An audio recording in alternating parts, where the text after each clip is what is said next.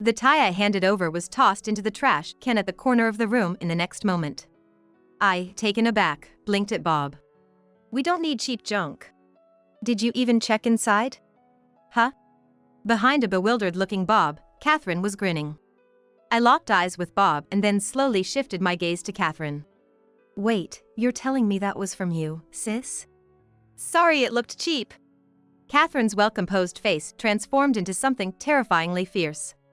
Seeing her like this, Bob was visibly shaking. I thought Michelle picked it out." "Just 'cause Michelle picked it doesn't mean you can just throw it out." Catherine was fuming, and I, rather inappropriately, was getting excited. "I'm going to reveal all of Bob's misdeeds right here and now." I took a deep breath. "My name is Michelle. I'm a 47-year-old part-time working housewife. Soon after graduating from college, I got married and had a child, so it feels like I've already started my second life. But with Bob still actively working, and me working a full-time part-time job for the last 10 years, we haven't had time for things like traveling. So, this second life is pretty much business as usual." I met Bob in college. It was just a regular college, but they had active clubs, especially the basketball team, which was top tier nationally. And the captain of that basketball team was Bob. He was tall and well-built, the team's main player and ace. Back then, Bob was quite popular, and I, being one of the team managers, never thought he'd choose me. But he did, even confessing his feelings for me. I felt on top of the world. He proposed when I was in my senior year of college, assuring me he was financially stable as he was already working. My parents, having also married as students, had no objections, so half a year after starting my senior year, we got married. We had a simple but decent wedding, and I was very happy. The first year of our marriage was smooth sailing. I had decided not to go full-time because Bob's company frequently relocated its employees, so I continued my part-time job. But, near the end of college, I found out I was pregnant, and to ease Bob's concerns, I quit my job. During my pregnancy, my sister-in-law Catherine and my in-laws were super supportive, making me feel grateful for marrying into such a family. However, after our daughter Julia was born, our marital bliss began to fade.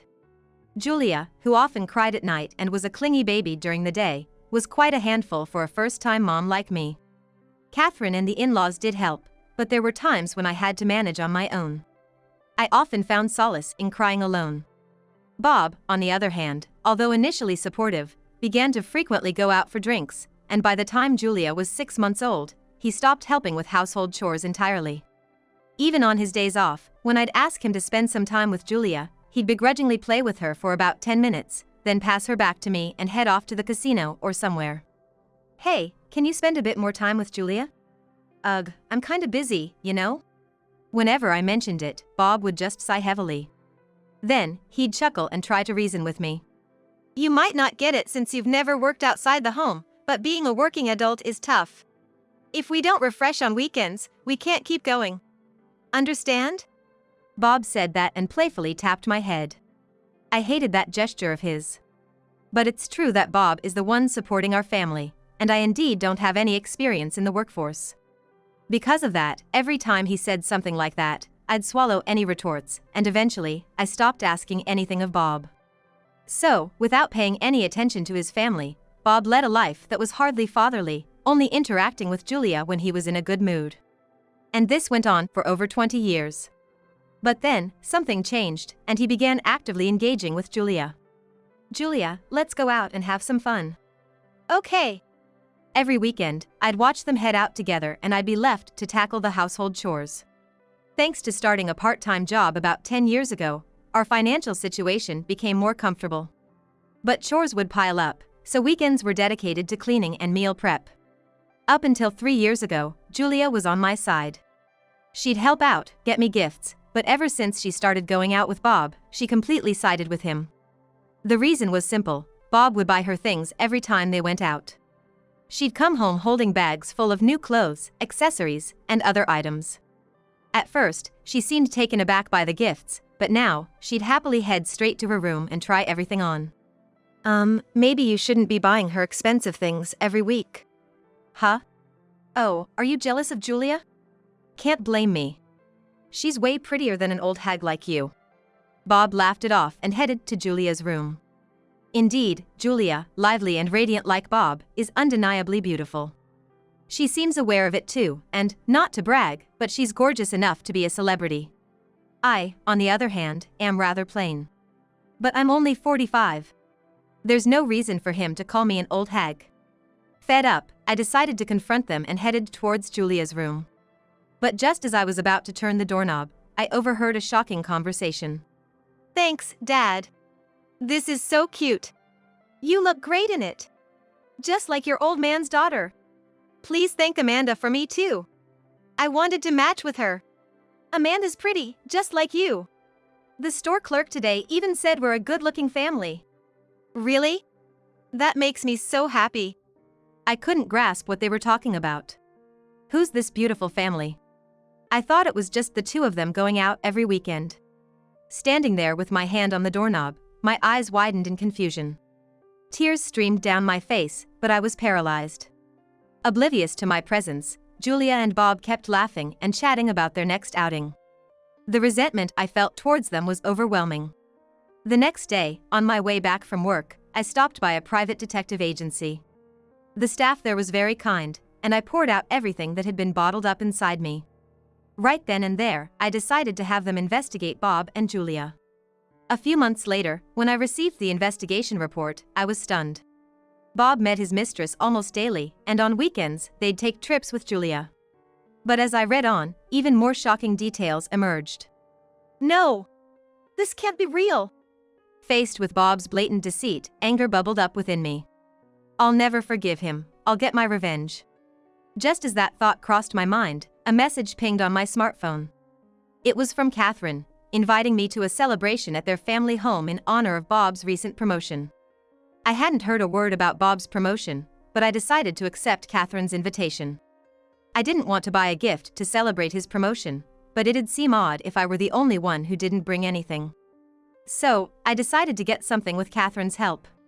We purchased a high-end, custom-made tie from a shop that made even finer suits than the ones Bob usually wears. The tie cost me $300. We'll put it in a plain paper bag so he won't guess what's inside right away. It's a surprise. I hope he likes it. I hope so. Imagining her younger brother's happy face, Catherine looked pleased. A part of me felt guilty, but my desire for revenge against Bob was much stronger. With determination, I moved forward with my plan. The day of Bob's celebration arrived. As we were leaving the house, Bob noticed the plain bag in my hand and couldn't hide his disappointment. Without a word, we headed to the family home. Once there, Bob's parents and Catherine joined us, and we enjoyed a delightful meal. Shall we start with the gifts? Who wants to go first? Me. Me. Happy promotion, Dad. Julia handed him a no-brand handkerchief. Though it came in a neat box, it didn't look particularly expensive. But Bob, who usually loved branded items, accepted it with a smile. It's unusual for Bob, who's always loved branded items. With that in mind, I pulled out the tie box from the paper bag and handed it to Bob. Congratulations on your promotion. This is from me and... Huh! The tie I'd given Bob was tossed into a trash bin in the corner of the room the next moment. Stunned, I shot Bob a surprised look. I don't want this cheap trash. Did you even check what's inside? Huh? Behind a puzzled-looking Bob, Catherine was smiling. Our eyes met, and I slowly shifted my gaze to Catherine. Wait, did you? My bad for choosing something cheap. Catherine's calm face suddenly turned fierce. Seeing her like that, Bob was visibly shaking. No, I thought Michelle chose it. Why would it be okay to throw away something Michelle got for you? Catherine's fiery anger made me feel excited inappropriately. I decided to expose all of Bob's misdeeds right there and then. I took a deep breath. Catherine, it's okay. I'm not upset. But, still. It's really okay. After all, who needs a gift from someone they're about to divorce, right? Everyone present was shocked by my words. Bob was trembling, but tried to stay calm, speaking to me in a soft voice. So, divorce? I know I overdid it just now. I'm sorry, okay? Wait. You think this is all about what just happened? What are you talking about? Bob, not understanding my true intentions, stuttered. Amidst the tension, a nonchalant voice chimed in. Why not divorce? It doesn't concern me anymore. Julia. Julia, twirling her long hair between her fingers, continued without a pause. I mean, she's just a regular lady who's barely been out in the world, right? It's obviously better to have someone stylish as a mother. She was probably talking about Bob's mistress. Bob, unaware that I knew about her, looked uncomfortable. Seeing them, I sarcastically said, Oh, so what was her name, Amanda? Isn't she more to Julia's liking? How do you know about Amanda? Bob was visibly panicked at my revelation of his affair. Julia, however, remained unaffected. I said to the two of them, dripping with sarcasm. See, you've lost your love for me and you want to remarry, right? Too bad I don't have the time or the interest in someone else right now. Well, you see. Suddenly, all eyes in the room were on Bob, who was struggling for words. Julia, for once, seemed to think something was amiss and stopped playing with her hair to observe Bob. Making up reasons to cheat and convincing Julia of them, you just don't want to look bad, huh? What do you mean? Julia looked confused as she pressed Bob for answers. It made sense, after all. Bob had told Julia that I was having an affair and was considering divorce. He even said that when he introduced her to his mistress, they were keeping their relationship a secret because I was reluctant to divorce, but they planned to marry as soon as they could. When I learned of this, my head ached. I never cheated, and the reason I wasn't home much was because of my increased part-time work hours. Deceiving our daughter with lies and luring her with gifts? That's just the worst kind of parenting. Dad, you said Mom was cheating, right? That she refused to divorce even though you wanted to. Was that a lie? It wasn't exactly a lie, but... If it wasn't a lie, why is Mom acting so confident then? Julia's shrill voice echoed through the room. I replied calmly. He probably thought it'd be more convenient to deceive you. That way, after the divorce, it'd be easier for him to bring you around to Grandpa and Grandma's, or maybe it'd be easier for him to return to his parents' place. Probably reasons like that. It's a lie. Julia seemed unable to believe my words and kept repeating. It's a lie. Bob was visibly shaken and pale.